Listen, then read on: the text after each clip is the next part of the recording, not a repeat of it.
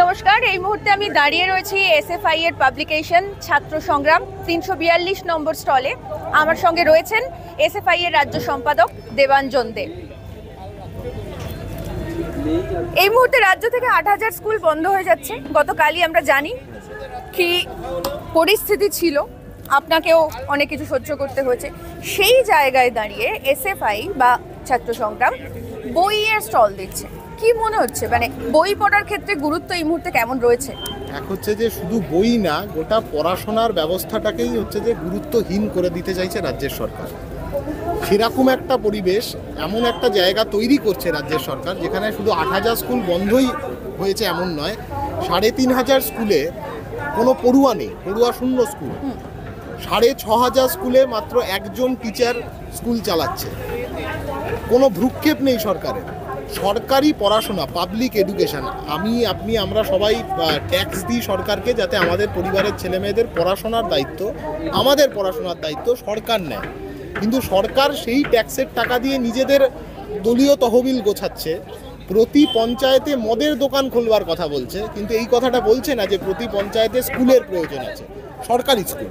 প্রতি পঞ্চায়েতে কলেজ দরকার, প্রতিটা জেলায় পূর্ণাঙ্গ বিশ্ববিদ্যালয় দরকার। একটার পর একটা জেলাতে ঘুরে ঘুরে মমতা ব্যানার্জি বিশ্ববিদ্যালয়ের ঘোষণা করেছেন, কিন্তু অদ্ভুতভাবে গিয়ে দেখা যাবে সেই বিশ্ববিদ্যালয়গুলোর কোনো পরিকাঠামো নেই। ইভেন এরকম ঘটনা আমরা গিয়ে দেখে এসেছি, মুর্শিদাবাদ বিশ্ববিদ্যালয় তৈরি হয়েছে, একটা কলেজ থেকে পরিচালনা হচ্ছে, সেই কলেজেই হচ্ছে অস্থায়ী ক্যাম্পাস, বিশ্ববিদ্যালয়ের অস্থায়ী অফিস, অ্যাডমিনিস্ট্রেটিভ ব্লক।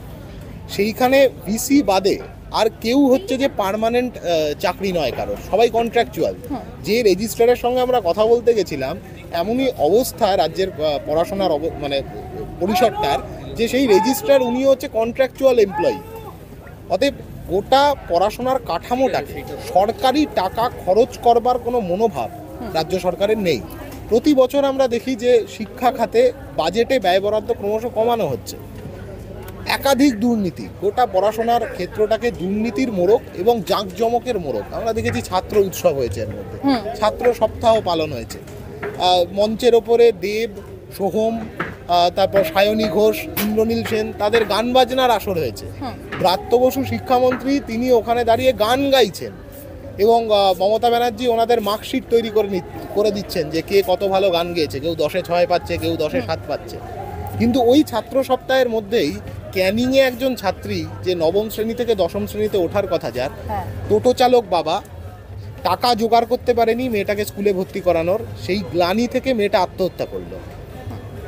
এই সমস্যার সমাধান কি করে করা যায়, সেই কথাগুলো কিন্তু ওই ছাত্র উৎসবে উঠে এলো না। ওই মেয়েটির কথা একবারও ছাত্র উৎসবে উঠে এলো না। গোটা রাজ্যের ছেলেমেয়েরা দিনের পর দিন ড্রপ আউট হয়ে যাচ্ছে, স্কুল স্তর, কলেজ স্তর, প্রতিটা স্তরে। কোভিড পরবর্তী অর্থনীতির মধ্যে দাঁড়িয়ে পকেটে টাকার মানে ক্রয় ক্ষমতা, পকেটে টাকা কমছে মানুষের। সেখানে কোথায় রাজ্যের সরকার একটা anti drop out special stimulus package, বিশেষ অর্থ বরাদ্দ ড্রপ আউট হওয়া ছেলেমেয়েদের স্কুলমুখী করার, কলেজমুখী করবার জন্য, সেই দিকে না গিয়ে সেই টাকা দিয়ে মোচ্ছপ করছে। শিক্ষাকে বেসরকারির সংস্থার হাতে, প্রাইভেট লিমিটেড অর্গানাইজেশনগুলোর হাতে তুলে দেওয়ার বন্দোবস্ত করছে। একদিকে প্রাইভেট লিমিটেড এডুকেশনের বাজার তৈরি করে দেওয়া, আবার অন্যদিকে আরএসএসের একল স্কুল, সরস্বতী বিদ্যা মন্দির, এইগুলো যাতে ফাংশনাল থাকতে পারে, সরকারি পড়াশোনাটাকে এগুলোর সাথে প্রতিস্থাপিত করে দেওয়ার চেষ্টা করছে। একেবারেই সরকারি পরিকাঠামো, মানে বিদ্যালয়ে যে পরিকাঠামো বা পড়াশোনার পরিকাঠামো পুরোপুরি ভেঙে পড়ছে। ঠিক এরকম একটা জায়গায় দাঁড়িয়ে আমরা দেখতে পাচ্ছি যে এসএফআই এর যে পড়াশোনার আর কি, মানে বইয়ের স্টল তৈরি হচ্ছে, এখনো তৈরি হয়নি, সেটার প্রস্তুতি চলছে জোর কদমে, সেটাই দেখতে পাচ্ছি। তো ভেঙে পড়া সরকারি পরিকাঠামো আমরা সবাই দেখতেই পাচ্ছি, এটা নিয়ে নতুন করে আর বলার কিছু থাকে না। আর ক্ষোভ এত অগ্রাণ হয়ে গেছে ইতিমধ্যেই, আর নতুন করে এগুলো নিয়ে বলার কিছু থাকে না।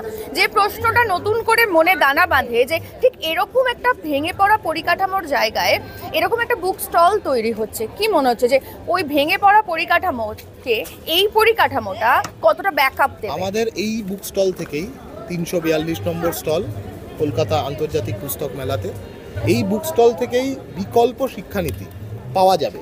আমরা বিকল্প শিক্ষানীতি প্রকাশ করেছি, যার মাধ্যমে এই পরিকাঠামোকে পুনরুদ্ধার করা, বাংলার মাটিতে শিক্ষাকে পুনরুদ্ধার করা, রিক্লেম এডুকেশন আমাদের স্লোগান।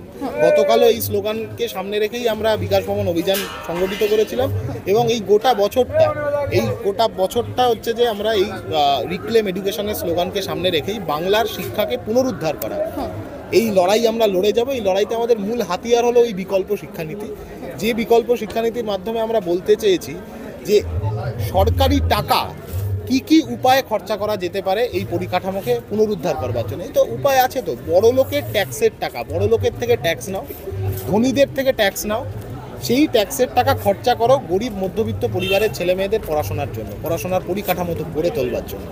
যে বেসরকারি স্কুল কলেজগুলো কোটি কোটি টাকার মুনাফা তৈরি করছে এই পশ্চিমবাংলার মাটিতে, সেই মুনাফার একটা অংশ যদি সরকার মনে করে সেই মুনাফার একটা অংশ ব্যবহার করবে গরিব মানুষ বা মধ্যবিত্ত মানুষ, তাদের জন্য সরকারি পড়াশোনার পরিকাঠামোকে পুনরুদ্ধার করে, এটা তো সম্ভব, কিন্তু সরকারের সেই মনোভাবটা নেই। ছাত্র শিক্ষক অনুপাত এখন কোন জায়গায় দাঁড়িয়ে আছে? এক একটা স্কুল, মানে এরম স্কুল আমরা দেখেছি গিয়ে যেখানে প্রায় 92 জন, 93 জন, 100 জন পার করে যাচ্ছে ছাত্রছাত্রীর সংখ্যা, মাত্র একজন শিক্ষক স্কুল চালাচ্ছে।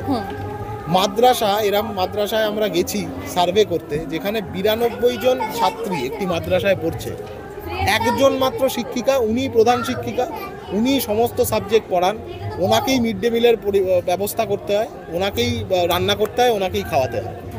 এই হচ্ছে যে পরিবেশ। এখন ছাত্র শিক্ষক অনুপাতে ভারসাম্য না আনতে পারলে কোনো দিনই রাজ্যের সরকারি পড়াশোনার ব্যবস্থাটা এগোতে পারে না। আসলে এটা করা হচ্ছে সরকারি পড়াশোনার প্রতি মানুষের একটা অনাগ্রহ তৈরি করে দেওয়ার জন্য। কর্মসংস্থানের কোনো উপায় নেই রাজ্যের মধ্যে।